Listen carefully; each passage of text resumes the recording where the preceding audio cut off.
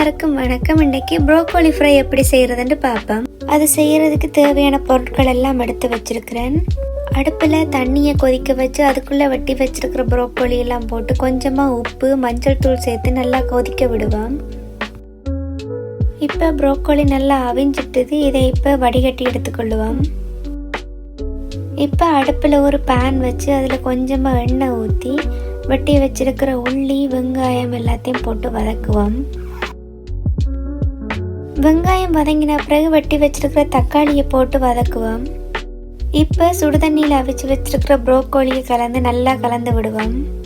கொஞ்சமாக உப்பு, தேவையான அளவு மஞ்சள் தூள், கொஞ்சமாக மிளகாய் தூள் சேர்த்து நல்லா மிக்ஸ் பண்ணுவோம். கொஞ்சமாக தண்ணி சேர்த்து அதை மூடி வச்சுக்கொள்ளுவோம்.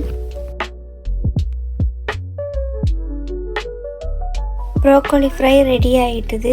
இப்போ இதை வேற ஒரு பாத்திரத்துக்கு மாற்றி எடுத்துக்கொள்ளுவோம்.